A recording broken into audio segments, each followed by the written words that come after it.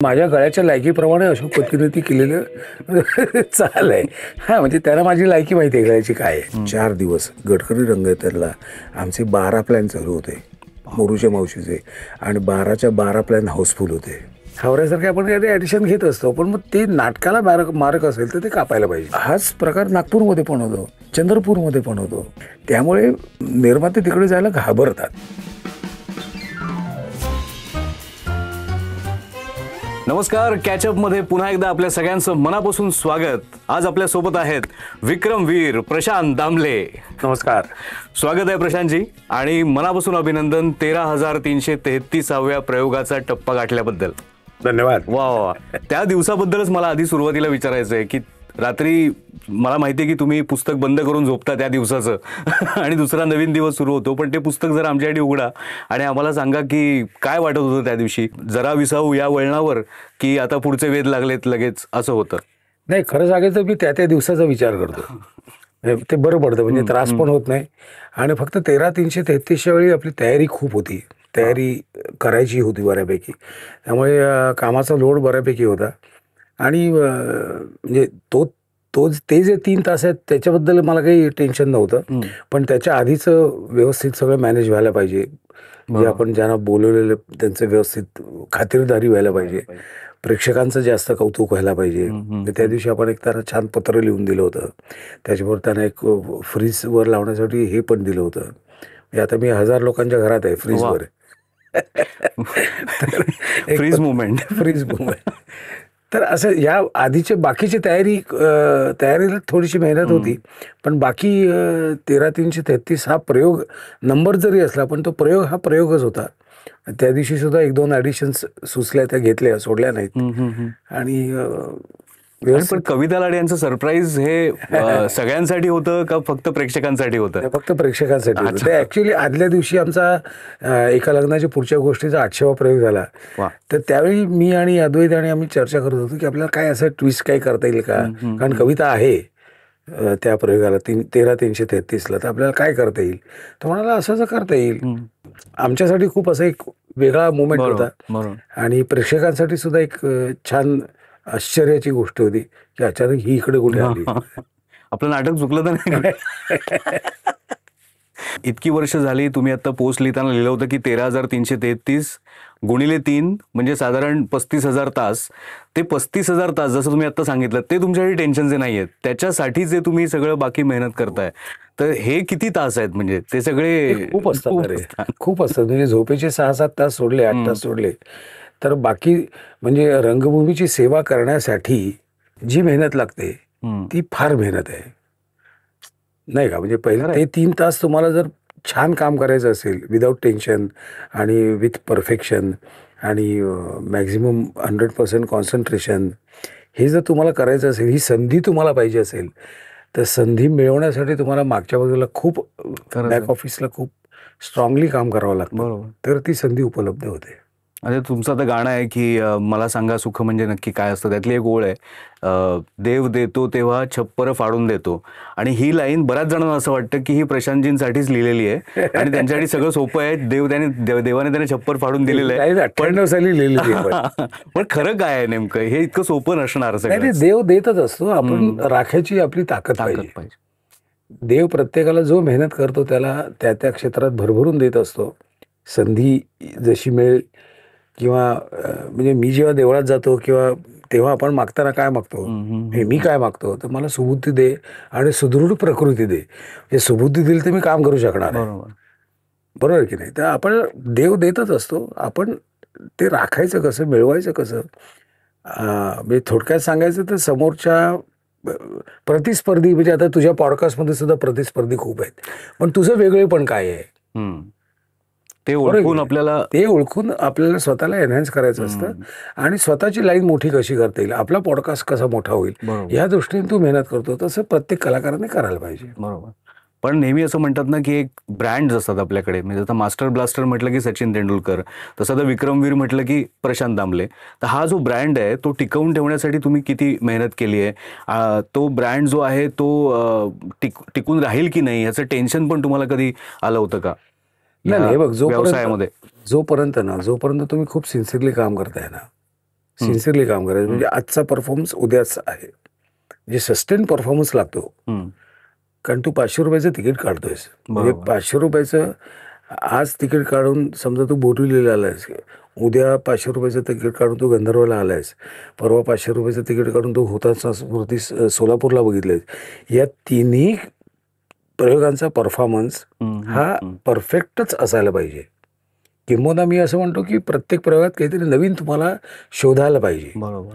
म्हणजे आता तुला उदाहरण सांगायचं झालं तर 8वा प्रयोग आमचा झाला एका लग्नाच्या पुढची गोष्टीचा.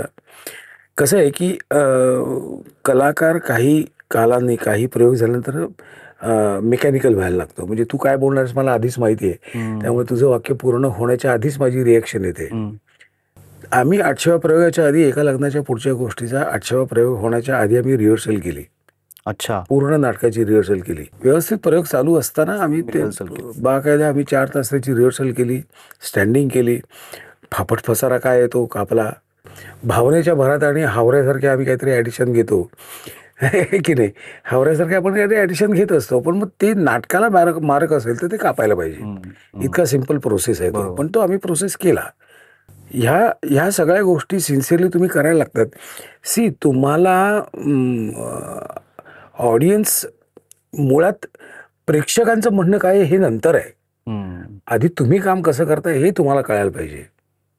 पण 800व्या प्रयोगासाठीच्या रिहर्सलमुळे तो प्रयोग सुद्धा नव्याने तुम्हाला मजा आली असेल. ॲब्सोल्युटली आम्ही अलर्ट झालो ना परत. अरे वाक्य होऊ दे त्याचं, ते इट्स बाउंड टू. म्हणजे एखादी गृहिणी जेव्हा भाजी करते तेव्हा मीठ किती घालायचं हे सांगायला लागत नाही ना, बोटांना कळतं तिच्या. करेक्ट. बरोबर की नाही. बरोबर. So that is a mechanical thing. पण हे मेकॅनिकल थिंग तुमची थिएटरमध्ये चालत नाही ना, ते उत्स्फूर्तपणेच आले असंच लोकांना दिसायला पाहिजे. आत्ता घडले, आत्ता सुचले, असंच ते व्हायला पाहिजे. तर त्यातली गंमत राहते. तर ती पुसट रेष आहे जी ती पुसली जाते. आम्ही सगळे एकत्र होतो आणि जेवढे लोक एकत्र होऊ तेवढं नाटक जास्त फुलतं. बरोबर आहे. आणि तुम्ही हे इतकी वर्ष करत असून सुद्धा तुम्हाला त्याचा कंटाळा आलेला नाहीये. तुम्ही म्हणताय की आम्ही परत रिहर्सल करून ते नव्याने ताजंतवानं करण्याचा प्रयत्न करत असतो नेहमी. पण ती मोमेंट कुठली होती की जेव्हा तुम्ही ठरवलं की आता आपल्याला पूर्ण वेळ नाटकच करायचंय? 7 डिसेंबर 1992 गेला माधव कोणीकडेला पहिल्यांदा जेव्हा बोर्ड लागला हाऊसफुलचा पहिल्या प्रयोगाला बोर्ड लागला. शिवाजी मंदिरचा प्रयोग होता 92. म्हणजे जस्ट दंगल झाली होती त्यावेळी बाबरी मशीदची. आणि तो हाऊसफुलचा प्रयोग होता आणि 4.25 तासाचा प्रयोग झाला होता आमचा. 4.25 तास. आणि पहिल्या प्रयोगाला झाडून सगळे समीक्षक लोक तुडुंब हसतायत. आम्हाला काही कळत नाही लोक का हसतायत, कारण ती सबनीस काकांची स्क्रिप्ट होती. म्हणजे बिटवीन द लाईन्सच्या गमती जमती होत्या. तर कळायला वेळ लागतो ना, आपण लहान होतो त्यावेळी.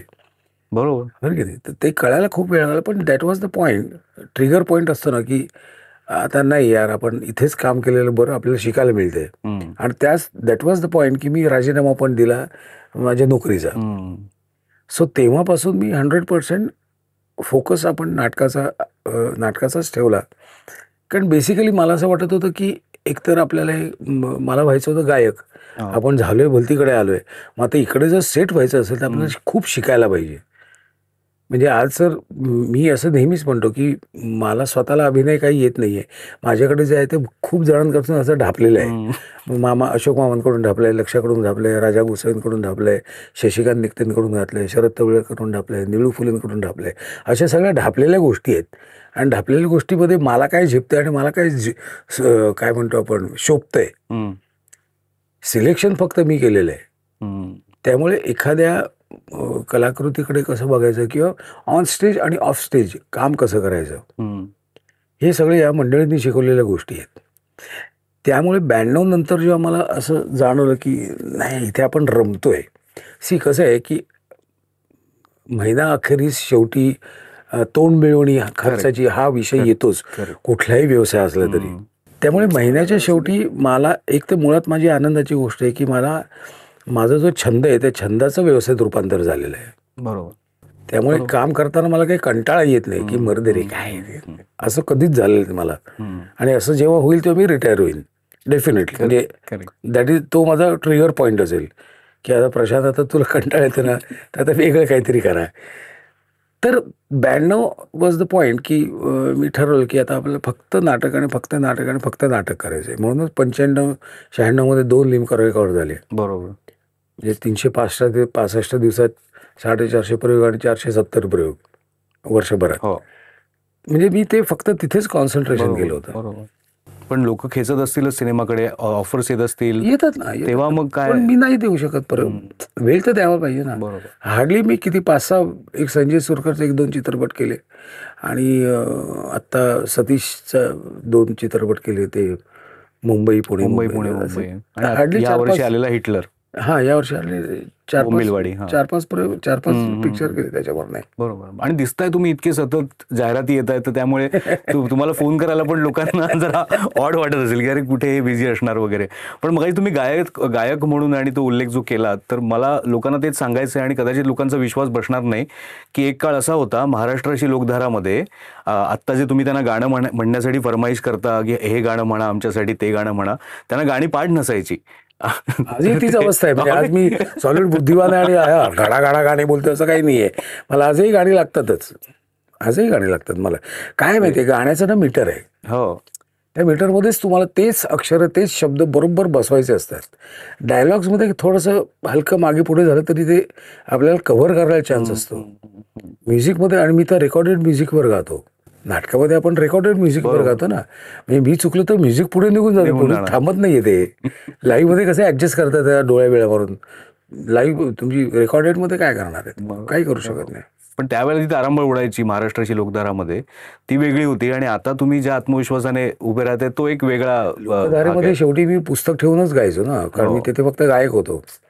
त्यामुळे डायरी ठेवूनच 32-34 जी गाणी होती ती डायरी ठेवूनच गायचो. म्हणजे चारुशीला मार्गदर्शन करायची, दादा मार्गदर्शन करायचा की कसं पाहिजे. साबळे स्वतः उभं राहून ते बघायचे व्यवस्थित गातोय की नाही.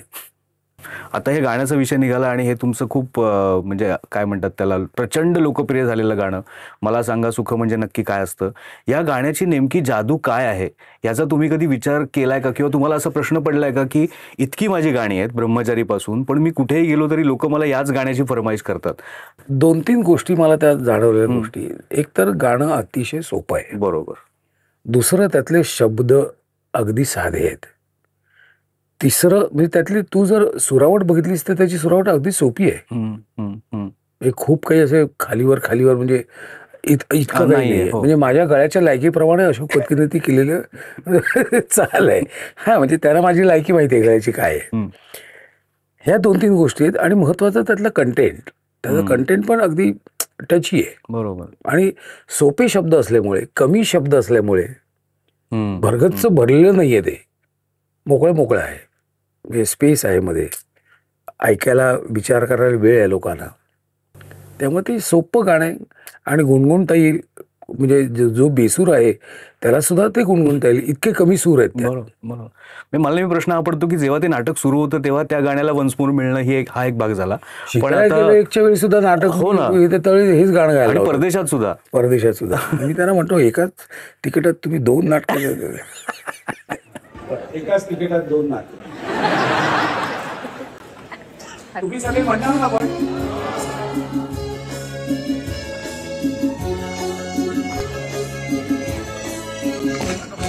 मला सांगा सुख म्हणजे नक्की काय असतं, नक्की काय असतं, काय पुण्य असलं की ते घर बसल्या मिळतं. पण आता परदेशाचा विषय निघालाय. तुम्ही सुरुवातीच्या काळात सुद्धा परदेशामध्ये जाऊन दौरे केलेले आहेत आणि त्यावेळेच्या बऱ्याच गोष्टी, बरेच प्रसंग, आम्ही किस्से ऐकलेले आहेत की तुम्ही सगळे कलाकार कसे एकत्र राहायचा, जेवण बनवायचात वगैरे. आता परिस्थिती काय आहे? कारण आता तुम्ही वरचेवर जात असता, कधी कॅनडा, अमेरिका, ऑस्ट्रेलिया. पहिला मुळात परदेश आम्हाला म्हणजे अमेरिका वगैरे दाखवले ते सुधीर भट. बरोबर. सुधीर भटच्या काळात आम्ही कलाकार अमेरिकेत जायचं म्हटलं इतके असे आनंदी असायचं, कारण प्रत्येक वेळी टीम वेगळी असायची. म्हणजे वेगवेगळ्या कलाकारांना त्यांनी अमेरिका दाखवली. त्यावेळेचे दौरे, म्हणजे आमचा एक दौरा 61 दिवसाचा होता, 4 नाटकं, म्हणजे नाट्य महोत्सव वगैरे. तिथे ना ते सगळेच तयार कलाकार होते. म्हणजे सुधीर जोशी, मोहन जोशी, रवी, आपला Ravi Patwardhan, Ravi Patwardhan. Sunil Tawde, Atul Parchure, Pradeep Patwardhan, Vijay Chavan. You name the artist and he was there. बरोबर. वंदना गुप्ते, सुनील वंदना बर्वे. गुप्ते, हो, सगळे. तर मुळात कसं असतं की आपण नाटक करतो महाराष्ट्रात किंवा भारतामध्ये, ते 3 तासासाठी आपला संबंध असतो. किंवा दौऱ्यावर गेलं तर 4-5 दिवसाचा संबंध. बरोबर. पण 1 महिना दौरा, मग त्यामध्ये माणसाचे स्वभाव कळतात, माणसाची वृत्ती कळते. बरोबर की नाही? कारण आपण सतत 24 तास आपण एकत्र असतो. त्यामुळे गमती जमती तर खूपच व्हायच्या. अनेक गमती जमती केल्या. त्यावेळचा दौरा आणि आत्ताचा दौरा ह्याच्यामध्ये एक बेसिक फरक असा झालेला आहे की त्यावेळी सगळे, म्हणजे मी जो आत्ता US दौरा केला, म्हणजे मी आता 25 दिवसात 16 प्रयोग केले. तर ह्यावेळी जास्त बृहन महाराष्ट्र मंडळ BMM जे आहे ते जास्त कपॅसिटीने काम करायला लागलेलं आहे. ओके. म्हणजे अतिशय बारीक बारीक मायन्यूट गोष्टी खूप आधीपासून तयारी करायची. कोण कुठे कसा प्रवास करेल. आणि बरं, आता ह्या अख्ख्या दौऱ्यामध्ये आम्ही Airbnb-ला राहिलो होतो. त्यामुळे कसं असतं की कुठलं घर डिस्टर्ब होत नाही. कसं आहे की आता आम्ही तुझ्या घरात येऊन राहिलो 1-4 दिवस, तर सगळं घर थोडं नाही म्हटलं तरी प्यार मोहब्बत सगळे आहे, पण शेवटी घर हे घर आहे.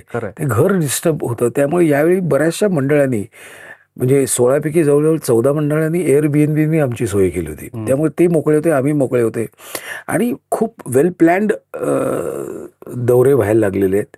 आणि मला असं वाटतं की पूर्वीची जी टीम होती आणि आत्ताची जी टीम आहे, ह्या टीममध्ये फरक इतकाच आहे की आत्ताची टीम आणि पूर्वीच्या टीममध्ये काय म्हणतो आपण, साधनं जी होती, पूर्वीच्या लोकांच्या हातात जी साधन होती आणि आत्ताच्या लोकांच्या हातात जी साधन आहेत, ह्याच्यामध्ये जमीन आसमानाचा फरक आहे. तिकडच्या पण आणि इथून जाणाऱ्या पण. म्हणजे 98 मध्ये, 99 मध्ये किंवा 2000-2001 मध्ये आज जे मी मोबाईलवर हा बोल रे काय म्हणतोस, एअरपोर्टला कोण न्यायला येते वगैरे, जे आपण त्यावेळी काहीच नव्हतं ना.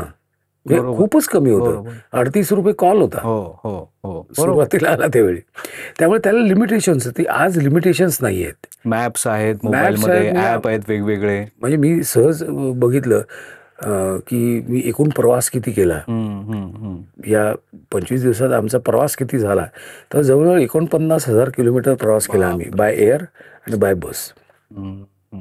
तर त्याच्यावर कोणाची तरी एक हे आली आहे, तुम्ही जवळजवळ पृथ्वीला प्रदक्षिणा घातलेली. पण हे तुम्ही आता निर्माताच्या भूमिकेत जाऊन पण थोडंसं बोलायला लागलात की आता कसं नियोजन आणि काय वगैरे सगळं.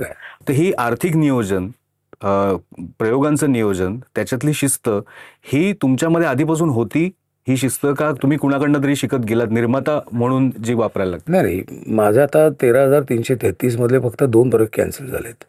अच्छा. हा, म्हणजे ही शिस्त पहिल्यापासूनच आहे. आणि ते काय तुमच्या कोणाच्या चुकीमुळे झाले नसतील कॅन्सल? हा, एक प्रयोग माझ्या आवाजामुळे झाला आणि एक प्रयोग बस फेल झाली त्यामुळे झाला. दिनानाथचा लेकुरी उदंड झालीचा प्रयोग होता एक, आणि एक प्रयोग चिंचवडचा होता. बर. पण म्हणजे ही शिस्त पहिल्यापासून, म्हणजे जेव्हा मी ठरवलं की आपल्याला इथेच काम करायचंय, आपण म्हणतो ना की आता मला इथेच काम करायचं, मग तू जेव्हा ब्लॉक करायचं ठरलं, तू एक डोक्यात गणितं बांधली असेल ना, मी कोणाला पहिलं बोलवायचं, दुसरा कोणतीचा, मग फॉलोअप, हे जे करायचं असतं ते तू निर्माता म्हणून करतोस. बरोबर. इथे बसले, आता तू बसलेस, तू निर्माता म्हणून नाही बसले, तू गप्पा मारायला. 2 वेगळ्या. हे माझे तुमचे ते 3 तास असतात, तसे ते 3 तास आहेत. पण म्हणजे ती शिस्त असायलाच पाहिजे. शिस्त, बेसिक शिस्त असायला पाहिजे. वेळेत येणं, प्रयोगाच्या आधी 1 तासभर येणं, कारण खूप धावपळ. 3:30च्या बरोबर तू 3:25ला पोहोचून कसं चालेल? दॅट इज नॉट डन ना. म्हणजे तू you are taking audience for granted, which is not correct. बरोबर. You should be answerable to audience also and your co artist also, असं आहे ते. बरोबर. पण काही असे जुने कलाकार आहेत, ते असं नेहमी तक्रार करताना दिसतात की त्या काळात होणाऱ्या रिहर्सल्स आणि आता ज्या रिहर्सल्स किंवा रिहर्सलसाठी दिला जाणारा वेळ तो खूप कमी झालाय आता. तुम्हाला त्याचा कधी त्रास जाणवला नाही किंवा तुम्हाला निर्माता म्हणून तसं काही दिसलं नाही? नाही मला होत. कारण काय, आता तुला उदाहरण देतो की शिकायला गेलं मध्ये ऋषिकेशा बरोबर, त्याने जेव्हा नाटक सुरू केलं, आमचं नाटक जेव्हा लॉन्च झालं, तेव्हा तिचा डेली सोप चालू होता. पण मला आता मला तू नाटकात हवायस असं जेव्हा मला डोक्यात येईल, तर अमोल समजा डेली सोप करायचं असेल, तर मी त्याला किमान 5 ते 6 महिने आधी सांगायला पाहिजे ओके. की मला काय 15 ऑगस्टला नाटक ओपन करायचं आहे आणि 15 ऑगस्टला नाटक ओपन करायचं, त्यामुळे 14 जुलैपासून 15 ऑगस्टपर्यंत 1 महिना मला पूर्ण तालमीसाठी 9 to 9 लागेल. तुझं शूटिंग असेल तर मी तुला सगळे ॲडजस्ट करीन, तो काही विषय नाही. पण नाटक हातात आल्यानंतर मी तुला ॲडजस्ट करेन. मग त्यासाठी तू कसं असतं, मी पण कलाकार आहे.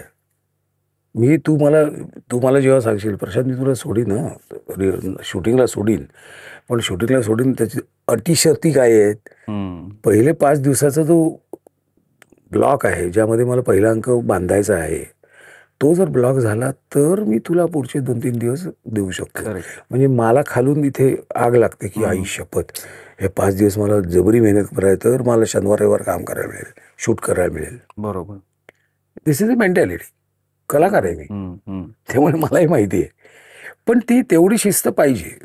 माझे कमीत कमी 40 रिहर्सल्स होतात, कमीत कमी. त्यातल्या 6 रिहर्सल्स ग्रँड रिहर्सल्स असतात. पण साधारणपणे 350 साधारणपणे 35 ते 36 शिफ्ट माझे रिहर्सल होते. ओके. रिहर्सल का, हा एक मुद्दा आहे. रिहर्सल कशासाठी असते. अमोल परचुरेने एक नाटक लिहिलेलं आहे, ते अमोल परचुरे लेखक म्हणून नाटक लिहिलेलं आहे, त्यामुळे ती जी वाक्य ती त्याची आहेत, ती माझी नाही आहेत ना. मग अमोलने जी वाक्य आहेत किंवा त्याची जी स्क्रिप्ट आहे ती मला पचायला वेळ नको का. बरोबर बरोबर. अमोलने कुठल्या भावनेतून ती नाटकं लिहिलेली आहेत, त्याचे डायलॉग्स कोणाचे कसे लिहिलेले आहेत, लिहिताना त्याच्या डोक्यामध्ये ह्या वाक्याचं सूर काय असेल हे कळायला नको का मला. ते मला पचल्याशिवाय मी म्हणणार कसं अमोलला पाहिजे तसं. बरोबर. त्यासाठी रिहर्सल त्याच्यासाठी असते. पण मी कलाकार खूप बिझी झालेत त्याच्यामुळे हल्ली असं होतं वगैरे. करू नका नाटक, इतकं स्पष्ट आहे. कारण तुम्ही जर अर्धवट नाटक उभं केलं तर जे प्रेक्षक जोडले जातात ते तुटतील. कारण तू 500 रुपयाचं तिकीट काढून आलं तर आता ती ह्याची पद्धत गेली, तुमची प्रॉम्प्टिंगची वगैरे पद्धत गेली, पण तुमचं टायमिंग जर चुकत असेल तर कसं होणार ना. टायमिंग चुकतंय, टेक्निकल चुकतंय, कुठेतरी म्युझिक वेगळंच वाजतंय, कपडे बदलले जात नाहीयेत, असं नाही चालणार. सेटची सवय नाहीये, लोक अडकळत आहेत पडतायत वगैरे. जोपर्यंत तुम्हाला असं स्वतःला वाटत नाही की बाबा नाही आता मी एक वर्षभर मी काही करणार नाही, मी फक्त नाटक करीन, तेव्हा तुम्ही चांगल्या निर्मात्याकडे काम करा. त्यासाठी चांगली संहिता पण पाहिजे. तुम्ही म्हणाल 40 रिहर्सल्स कमीत कमी व्हायला पाहिजेत मिनिमम. मग तुम्ही 6 दिवसात रिहर्सल करून सासू माझी ढासू हे नाटक कसं काय करू शकला. चमत्कारच आहे तो. नाही ऐक, आता राजेश देशपांडेच्या डोक्यात ते नाटक होतं, नंबर 1. बरोबर. नंबर 2, ते नाटक हे स्लॅपस्टिक कॉमेडी होती. ओके. म्हणजे मतकरी जे लिहितात किंवा दळवी साहेब जे लिहितात किंवा आत्रे साहेब जे लिहितात ते डायलॉग्स तिथे नव्हते. एक तुझा एक माझा, एक तुझा एक माझा, एक तुझा एक असं होतं. ओके. आणि 5च सीन होते. ब्लॅकआउट कमी होते. 5 नव्हते, 6 सीन्स होते. आम्ही रोज एक सीन बसवायचो. जाताना तो सीन आम्ही करायचो 2 वेळा. दुसऱ्या दिवशी सकाळी नंतर आम्ही तो पहिल्या दिवशीचा केलेले 2 वेळा करायचो. मग पुढचा सीन बसवायचो. संध्याकाळ नंतर ब्रेकफास्ट नंतर आम्ही तो 2 सीन करून घरी जायचो. तिसऱ्या दिवशी सकाळी आल्यानंतर तिसरा सीन बसवायचो. मग तिसरा सीन झाल्यानंतर संध्याकाळी 4-5 वाजता आम्ही आधीच्या 2 सीन आणि आज केलेले 3 सीन, असं करत करत आम्ही 6 दिवसात ते नाटक बसवलं आणि मग 9व्या दिवशी ओपन केलं. पण ह्याच्यापेक्षा जास्त डेंजर नाटक होतं ते बेदोणे 5. बेदोणे 5 मध्ये मला 67 एंट्रीज होत्या. उदू पदू चंदू नंदू 4. आणि आम्हाला सुरेश राजदाने सांगितलं आप सोचने का नहीं, कारण त्याने गुजरातीत केलं होतं नाटक, त्यामुळे त्याला सगळं माहिती होतं. ये क्यों, ऐसा क्यों, इधर से क्यों, कुछ पूछने लगे, मैं जैसे बोलता हूँ वैसा करने का, सोचो मत, सोचेगा तो लफड़ा होगा. त्यामुळे ते नाटक 11 दिवसात झालं. अरे बापरे, एवढं कठीण नाटक असू नये. 11 दिवसात. त्याला सगळं माहिती होतं, सेट रेडी होता. करेक्ट. त्याने 9व्या दिवशी सेट लावला होता. गुरुवारी त्यांनी सेट लावला, गुरुवार शुक्रवार मी सेटवर केलं, शनिवारी आमचा दुपारी प्रयोग होता, शुक्रवारी त्यांनी संध्याकाळी सोडलं. अभी जाके सो जाओ घर पे, कुछ करने का जरूरत नहीं, अभी सोचो मत. आम्ही शनिवारी दुपारी शिवाजी मंदिरला ओपन केलं नाटक ते. क्या बात आहे. असे 2-3 कलाकार पण नाटकं. तसे पाहिजेत ना, म्हणजे तुमच्यासमोर रीमा लागू होत्या सासूमाजी ढासूमध्ये. हां. पण ती तर इतकी शिस्तबद्ध आहे. आम्ही जरी 8च दिवस 7च दिवस रिहर्सल केली असली तरी ते स्क्रिप्ट तिने तोंडपाठ केलं होतं. आणि मी आपल्या हौशीनं मी आणि संदीप पाठक हम्म, हम्म. ॲडिशन घेते हां. वगैरे. इकडे इकडे प्रशांत आणि संदीप लेखकाने जी वाक्य लिहिलेली आहेत ना, आधी ती आपण बोलूया. हां, हम्म. आधी ती बोलूया आणि मग तुम्हाला काय उड्या मारायच्या ते नंतर मारा. आधी आहेत ती वाक्य बोला माझ्यासमोर. हम्म. मग आपण फुलवायचं वगैरे नंतर, आधी हे बोला. तर आणि तिथे त्या सगळ्या 101 होते. लीलाधर कांबळी, वा. नागेश मोरवेकर, सतीश सलागरे, अशी सगळी वेगळीच गँग हो, होती. हो. पण मग तुम्ही इतके वेगवेगळे अनुभव या सगळ्या प्रवासात घेतलेत. असे पण काही नाटकं आहेत की जी नंतर खूप प्रचंड यशस्वी झाली, पण सुरुवातीला अडखळत होती आणि प्रेक्षकांमधून पुकारा होत होता की थांबवा आता नाटक. म्हणजे हेही तुम्ही बघितलेलं आहे. त्या वेळेला ते नाटक पुढे नेणं हे कसं व्हायचं म्हणजे? कसं आहे की सचिन पहिल्या बॉलवर पण आउट होऊ शकतो, पण दुसऱ्या इनिंगला येताना तो आता अरे बापरे मी पहिल्या बॉलवर असं काही येत नाही ना तो. बरोबर, आता मी सेंचुरीच मारणार असाच येतो तो. बरोबर. तसंच आहे ना, इट्स अ परफॉर्मिंग आर्ट. चुका होऊ शकतात करेक्ट. आणि जे दाखवतात त्यांच्याबद्दल मी आभारी आहे. कारण आपण बाहेरून जे बघतात ना ते खरे आहेत. आपण एकत्र मस्त काम करतो. अमोल पण मला सांगतो प्रशांत मस्त काम करतो.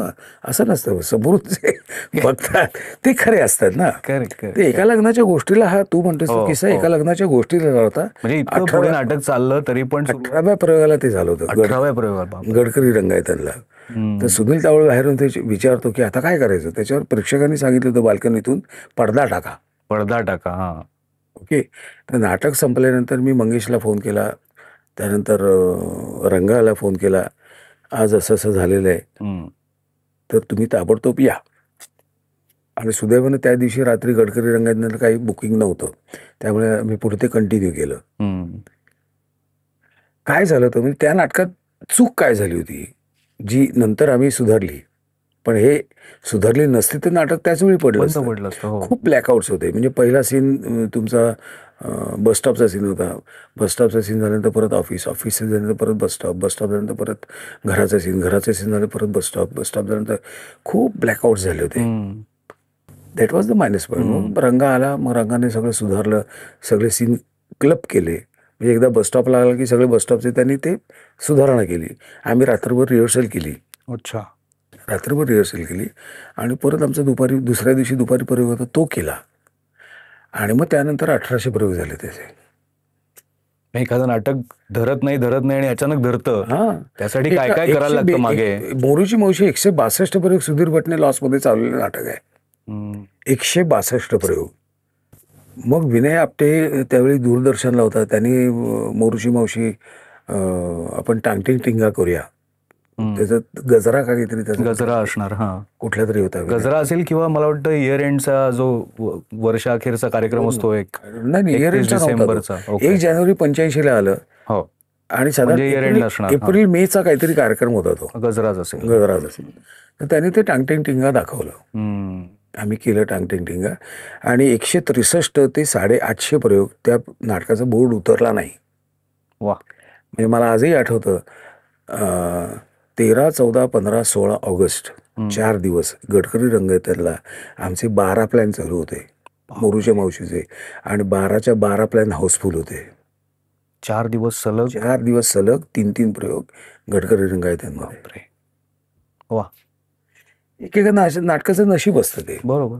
पण हे टीव्हीच्या थ्रू झालेलं प्रमोशन असेल किंवा आता हे सोशल मीडियापर्यंत आलेलं प्रमोशन असेल, ह्याचं महत्त्व तेव्हापासून तुमच्या डोक्यात फिक्स असणार. कारण तुम्ही वेगवेगळ्या पद्धतीने प्रमोशन आजही करताय. निर्माता म्हणून सुद्धा विचार करताना असेल किंवा स्वतःचं सुद्धा प्रमोशन ज्या पद्धतीने करायची गरज असते ते पण असेल. आजच मी आता येताना बघितलं तुम्ही कॅनडाच्या पुढच्या टूरची जाहिरात आज तुमच्या फेसबुकवर टाकून दिली आहे आणि एक प्रकारे लोकांना प्रेमळ एक काय म्हणतो आपण त्याला आदेश दिलाय की 5 महिने आधीच सांगतोय तुम्हाला तारखा लक्षात ठेवा. परदेशातले दौरे तसे अवघड असतात. परदेशातले दौरे खूप अवघड असतात. कारण एकतर आता एडमिंटन काय, कॅल्गरी काय, टोरंटोला त्या मनाने मोठा क्राऊड आहे. व्हँक्युअर हे 3 लहान सेंटर्स आहेत. मी नेहमी प्रयत्न काय करत असतो माहिती आहे का, म्हणजे आता पश्चिम महाराष्ट्रामधले सुद्धा आपले नेहमीचे काय आहेत सांगली, कराड, सातारा, कोल्हापूर हम्म. हे 4 मोठे सेंटर्स आहेत. हो. मग त्याला जोडून इस्लामपूर, मग त्याला जोडून इचलकरंजी, मग त्याला जोडून अजून 2 छोटी सेंटर्स, अशी 4 नवीन सेंटर्स तयार झाली की आम्हाला नाटकवाल्यांना ते बरं पडतं. म्हणजे आपण 2 मोठी सेंटर्स, 2 छोटी सेंटर्स, म्हणजे 2 दौरे होऊ शकतात मध्ये. बरोबर बरोबर तसं परदेशात पण छोटी सेंटर्स डेव्हलप करली तरी होतं. होतं. पण आता तुम्ही इतक्या सगळ्या मोठमोठ्या कलाकारांबरोबर महाराष्ट्रभरात अशा काळात दौरे केलेले आहेत ज्यावेळेला सोयीसुविधा कमी होत्या, वाहतुकीच्या सोयीसुविधा नव्हत्या, फार राहण्याची व्यवस्था तुमची चांगली नसायची बऱ्याचदा, आणि आता सुविधा चांगल्या झाल्या आहेत तर तुमचे दौरे कमी झालेत नाटकांचे महाराष्ट्रभरातले. नागपूरला किंवा जायचं असेल, धुळ्याला जायचं असेल तर अशा भागात फार कमी दौरे होतात. म्हणजे फक्त मी तुम्हाला हे करत नाही, सगळ्याच नाटकांचे आपल्याकडे. तर हे असं का झालंय आणि त्याचं गणित वेगळं आहे. त्याचं गणित वेगळं आहे की कसं आहे की आता नागपूर बघायला गेलं तर 1000 किलोमीटर आहे, हो. जाऊन येऊन 2000 किलोमीटर, बरोबर. 2000 गुणिले 54 जो बसचा पर किलोमीटर रेट आहे, म्हणजे किती झाले, इथेच 1,00,000-1,15,00,000 झाले. हो. ओके, इथे 1,00,000-1,15,00,000 झाले. तिकडचा थिएटरचा स्थानिक खर्च आहे जवळ 30-35 हजार रुपये, किती झाले, 1,50,000 रुपये झाले. त्यानंतर तिथे राहण्याचा खर्च साधारण 15,000 रुपये, 20,000 रुपये पर डे. Per day. समजा मी 4 दिवसाचा नागपूर, चंद्रपूर, अमरावती, अकोला असा समजा दौरा केला तर पर डे 25,000, म्हणजे किती झाले, 1,00,000 तिकडेच झाले. 1,00,000 नाही, 1,50,000 मग कशी झाले होते. नाही, हे 1,00,000 राहण्याचे झाले, 4 दिवसाचे झाले. म्हणजे मी तेच म्हणतोय की साधारण 2.5 लाख रुपये. नागपूरचा एक दौरा करायचा किंवा फक्त नागपूर करायचं झालं बरोबर तरी मला खर्च भरपूर आहे. आणि आता ह्याच्या उपर लोकमतची जाहिरात, ह्याच्या उपर कलाकारांचं मानधन, बॅकस्टेजचं मानधन, बरोबर, टोल, डिझेल, बाकी आणखी खर्च असतो. व्हेरी चॅलेंजिंग, खूप चॅलेंजिंग आहे. म्हणजे नॉर्मल म्हणजे लोकांचं असं म्हणणं की तिकिटाचे दर तुम्ही खूप वाढवलेले आहेत, पण त्याचं अर्थकारण हे आहे. आणि दुसरी महत्त्वाची गोष्ट अशी आहे की पूर्वी म्हणजे मी मोरूची मावशी करायचो किंवा अगदी 95पर्यंत, तेव्हा आपला जो प्लॅन असतो नाटकाचा तो असा भरत यायचा, म्हणजे बाल्कनी पण भरायची, पुढचं पण भरायचं. आता बाल्कनीत कोणी जात नाहीये. ओके, खालचाच प्लॅन भरतो, त्यामुळे फक्त खालती प्लॅन लागतो. त्यामुळे पूर्वी जर 100-200 रुपये टोटल बुकिंग होत असेल तर आज फक्त खालीच प्लॅन तो 130च होतो. बाल्कनीत जात नाही कोणी, कारण त्यांना लांबून नाटक बघायला आवडत नाही बऱ्याच लोकांना. लांबून बघायला आवडत नाही किंवा बाल्कनीतलं प्रेक्षक आता पुढे आलेलं आहे. बाल्कनीतला नवीन प्रेक्षक जो आहे तो तयार झालेला नाही. बरोबर नाही का. म्हणजे पूर्वी तू बाल्कनीत बघत असशील 18-20 वर्षाचा असताना बाबांबरोबर, पण आता तू 40 वर्षाचा झाल्यानंतर नाही ना, आता मला पुढे बघून बसायचंय. पण त्याच वेळी वरचा प्रेक्षक तयार नाही झालाय. 100-200 रुपयाचे तिकीट काढून ठीक आहे बाबा आणि बसलेत असं. बरं, IQ मध्ये फरक नाही आहे बरं का. म्हणजे तू आज 200 रुपयाचं तिकीट काढणारा आणि 500 रुपयाचं तिकीट काढणारा IQ मध्ये फरक आहे का? नाही. कुठे हसायचं, किती हसायचं, कधी हसायचं हे दोघांनाही बरोबर कळतंय. पण वरती बघून नाटक यार पहिल्या लाईनीतच मजा येते असं खूप आहेत. त्यामुळे हाऊसफुलचा प्लॅनच होत नाही. काही थोडी मोजकी नाटकं असली तरच होतो. मग हाच प्रकार नागपूरमध्ये पण होतो, चंद्रपूरमध्ये पण होतो, अमरावतीमध्ये पण होतो, अकोल्यामध्ये पण होतो, यवतमाळमध्ये पण होतो. त्यामुळे निर्माते तिकडे जायला घाबरतात.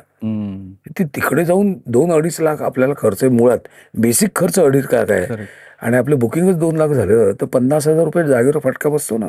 त्यापेक्षा इथे मुंबई, पुणे, नाशिक, फार फार तर सातारा सेफ खेळूया. म्हणून ते नाटकाचं तुम्हाला मार्केटिंग करायला लागतं, त्याच्यासाठीच करायला लागतं.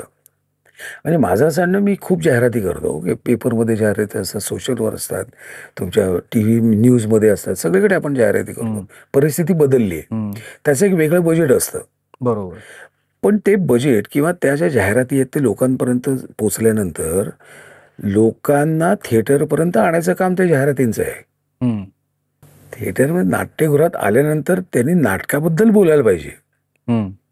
बरोबर. बाहेर पडताना तुमची जाहिरात मस्त होती बरं का असं बोलत तर ते आमचं पराभव आहे. तो नाटकाबद्दल बोलत बाहेर जायला पाहिजे. मुद्दा असा आहे की थिएटरपर्यंत आल्यानंतर, थिएटरच्या आत आल्यानंतर आमची जबाबदारी आहे, नाटकवाल्यांची जबाबदारी की नाटक उत्तम असणं गरजेचं आहे. बरोबर की नाही. आमची त्यांच्यापेक्षा आमची जबाबदारी जास्त आहे प्रेक्षकांपेक्षा. बरोबर. आणि जाहिरातीचं तुम्ही म्हणाला तसं की जाहिरात बघितल्यानंतर त्यांनी ते बुकिंग पण करण्यासाठी त्यांना प्रवृत्त होणं ते असते, त्यासाठी हा. प्रोफेशनल लोकं एजन्सीज आहेत. असतात. बरोबर. पण ते महत्वाचं आहे. हां, पण मी 2008 मध्ये जसं मी वाचलं, की पहिल्यांदा मराठीत ऑनलाईन बुकिंग सुरू झालं. इतर कुठल्याही भाषेपेक्षा आधी मराठीत सुरू झालं, मराठी नाटकांचं ऑनलाईन बुकिंग. आणि आता आपण बुक माय शो ते आता तिकिटालय इथपर्यंत आलोय. तर हे ऑनलाईन बुकिंगमुळे काय फरक पडलाय आणि तिकिटालयाचा एकंदरीत प्रतिसाद तुम्हाला कसा दिसतोय? मी अभिमानाने सांगतो की 2008 मध्ये जेव्हा मी निर्माता झालो ना, हं, I was the first in India हं, ज्यांनी ऑनलाईन बुकिंग सुरू केलं. मी मराठी नाटकांचं बुकिंग पहिलं, हं. बाकी इंग्लिशमध्ये पण नव्हतं, हिंदीमध्ये पण हो, नव्हतं. हो. BMS नंतर आलंय.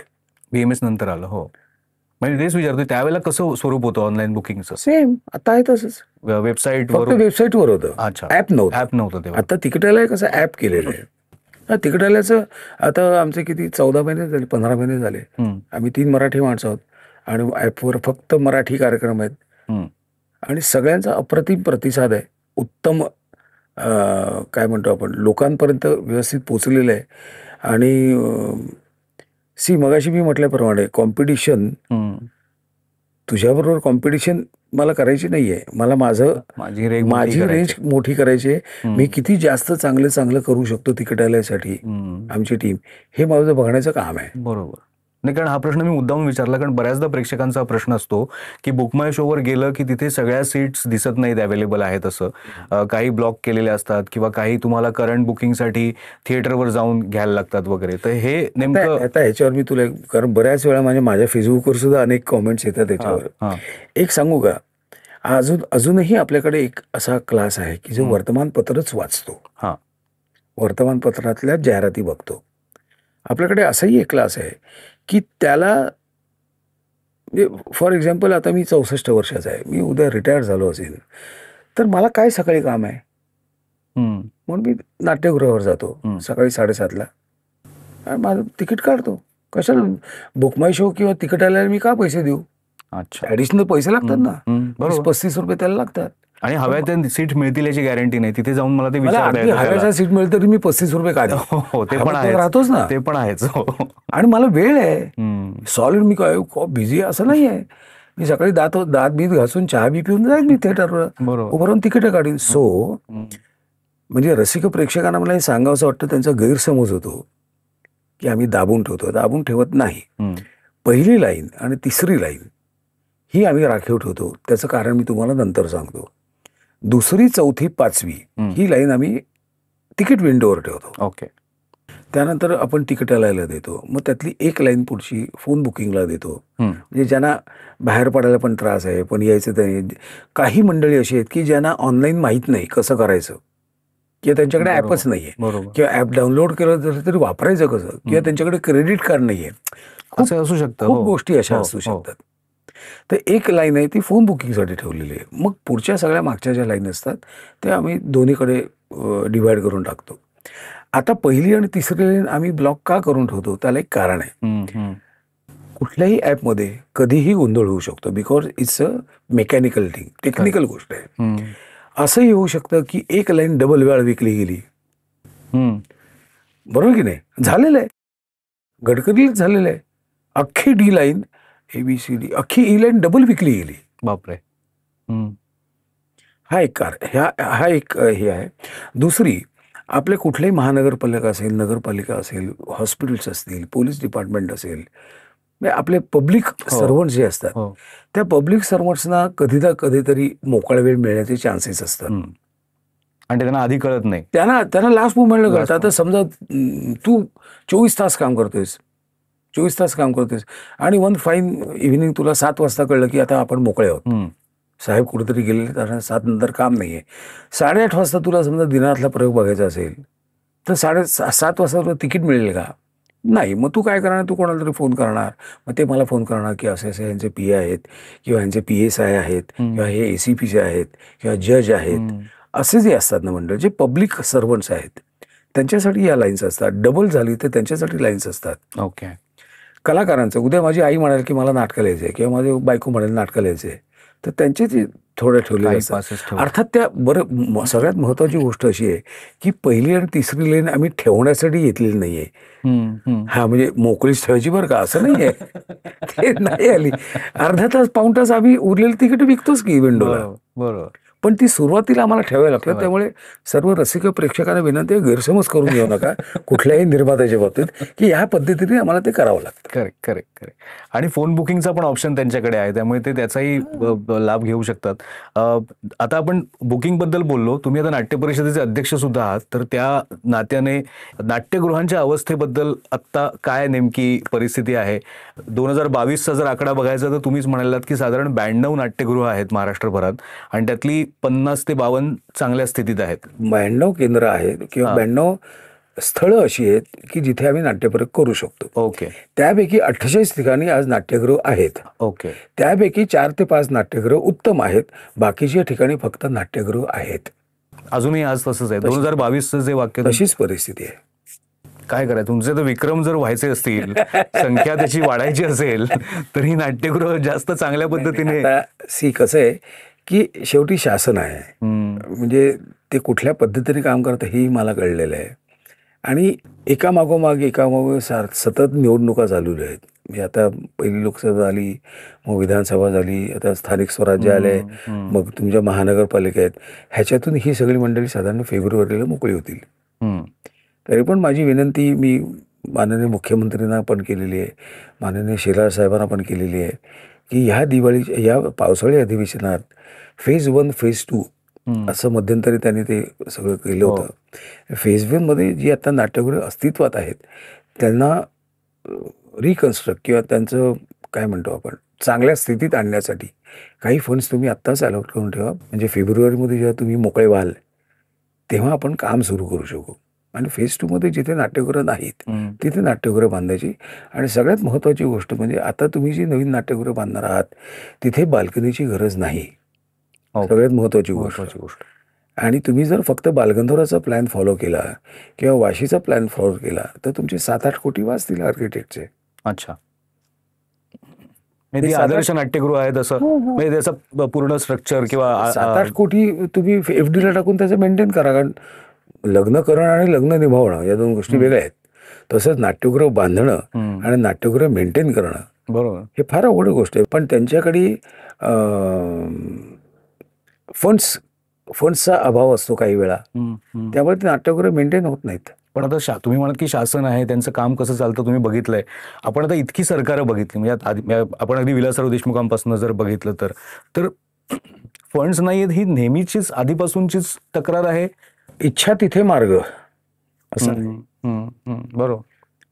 आता शासन म्हटल्यावर एकाची इच्छा असून चालत नाही ना.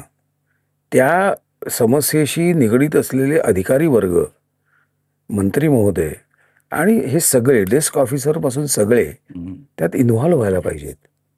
बरोबर आहे की नाही. पण मला त्याच्याबाबतीत हेही सांगावंसं वाटतं शासनातल्या अधिकाऱ्यांना, माझ्या सर्व मंत्री महोदयांना, की काही वर्षापूर्वी आपण एक सर्वे घेतला होता की 13.5 कोटी जनता आहे महाराष्ट्रातली. त्यातली साधारणपणे 2 ते 2.25 कोटी जनता ही नाट्यरसिक आहे, जे तुमचे मतदार आहेत. बरोबर, एवढं लक्षात ठेवावं. बाकी करेक्ट. हे आकडे सांगितल्यावर कदाचित त्यांना काहीतरी लक्षात येऊ शकतं. आपण अशी अपेक्षा करूयात. ही तुमची नाट्य परिषदेमधली भूमिका झाली, पण आता तुमची नाट्य परिषदेचं सगळ्यात महत्त्वाचं काम काय माहिती आहे का? महाराष्ट्रातले हौशी रंगकर्मी हुडकून काढणे. बरोबर, हे पहिलं काम आहे. म्हणजे मागच्या वर्षी आपण जेव्हा 100व्या नाट्य संमेलनाच्या निमित्ताने आपण जागर जो घेतला होता, त्या जागरमध्ये जवळजवळ 16,000 कलाकारांनी भाग घेतला होता महाराष्ट्रातल्या. आणि तिथून निवडून आलेली जी नाट्य एकांकिका हे जे निवडून आले होते त्यांचं आपण प्रशिक्षण निवासी शिबिर घेतलं होतं, लेखकांचं, दिग्दर्शकांचं आणि त्या कलाकारांचं. बरोबर. आणि त्यांना नवीन नवीन लिहायला उद्युक्त केलेलं आहे. दरवर्षी एक नाटक आपण एकांकिका स्पर्धा जी घेतो, मागच्या वर्षी एक नाटक आलं होतं व्यावसायिकला, ह्या वर्षी एक नाटक आलंय व्यावसायिकला त्या स्पर्धेमधून. आणि ती स्पर्धा पण खूप मोठी लेवलला. यावेळी 252 एकांकिका होत्या. सो हे तुम्ही मध्ये एक राजीनामा नाट्य रंगलं होतं बातम्यांमध्ये.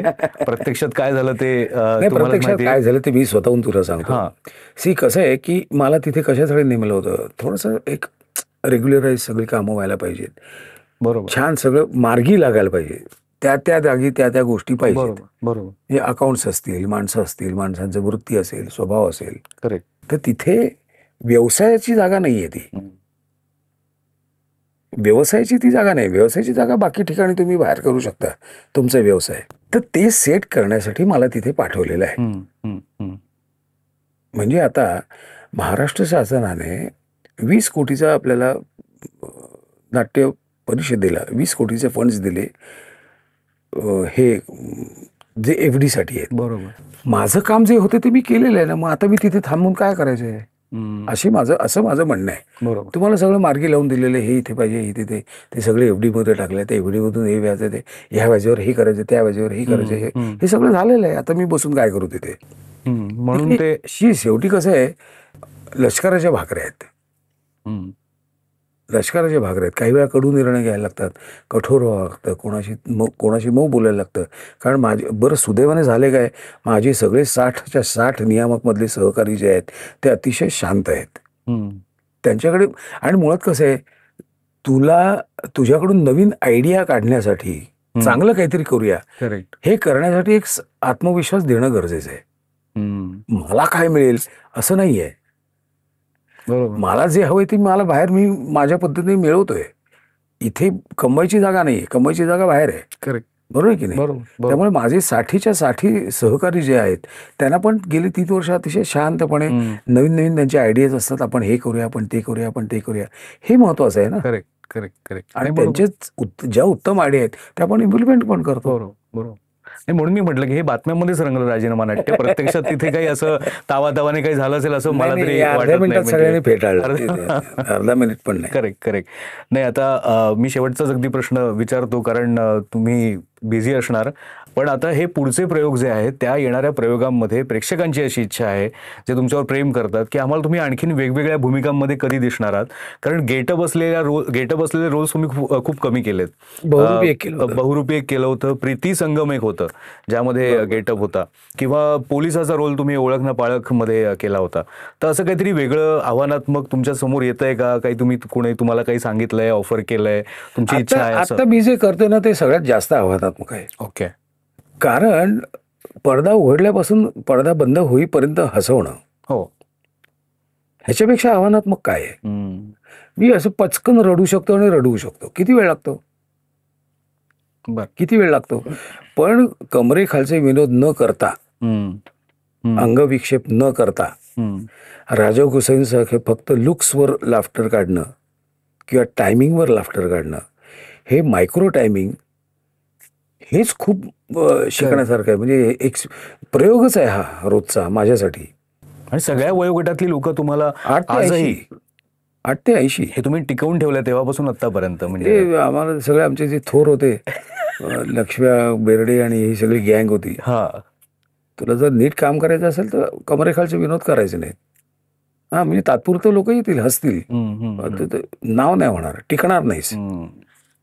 वा, प्रयत्न करतो. नाही, थँक्यू व्हेरी मच. तुम्हाला जाता जाता काहीतरी द्यायचं आहे.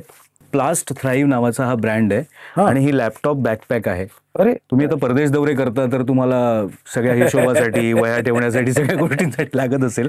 आणि हे टाकाऊपासून टिकाऊचं एक उत्तम उदाहरण आहे. तुम्हाला आठवतंय कॅसेटच्या रील्स असायच्या ना, त्याच्यापासून आणि प्लास्टिकचे जे आपले रॅपर्स असतात, चॉकलेटचे, चिप्सचे, त्याच्यापासून हे सगळं बनवलं, हाती बनवलेलं आहे. पुण्यामध्ये हे त्यांचं मेकिंग होतं. दुसरी महत्वाची गोष्ट, बी बिरबल यांनी, पु ल देशपांडे यांनी जी कॅरेक्टर्स अजरामर करून ठेवलेली आहेत आणि ज्या गोष्टी अजरामर करून ठेवलेल्या आहेत, त्याचं एक कॅलेंडर जे आहे ते बनवलंय. किती गोड. टेबलवर ठेवायला तुम्हाला, जिथे बसून तुम्ही हिशोब करता तिथे तुम्ही तारखांचे हिशोब असे करू शकता. सो बी बिरबलचंही धन्यवाद. मी प्लास्ट थ्राईव्ह बद्दल लोकांना सांगेन, की प्रेक्षकांना सांगेन, की तुम्ही प्लास्ट थ्राईव्हचं जे मी इंस्टाग्राम हँडल दिलंय तिथे जाऊन तुम्ही चेक करा. त्यांचे इतरही खूप चांगले प्रॉडक्ट्स आहेत, हाती बनवलेले प्रॉडक्ट्स आहेत. आणि बी बिरबलचे सुद्धा खूप छान प्रॉडक्ट्स आहेत, जसे आता पुलंच्या कॅरेक्टर्सचं कॅलेंडर, आणि त्याशिवाय अनेक त्यांचे कलेक्टेबल्स नावाने ते फेमस आहे. त्याची पण माहिती मी तुम्हाला इथे खाली देतोय. तर धन्यवाद प्रशांतजी. खूप थँक्स. तुमचे जावई म्हणाले त्याप्रमाणे 26,666 प्रयोग, त्याकडे तुमची आता वाटचाल सुरू आहे. हे बोलायला ओके. आम्ही बोलायला ओके, जावई असं बोलू शकतात. आणि चालेल चालेल. Thank you Okay. Thank you very much. नमस्कार. नमस्कार.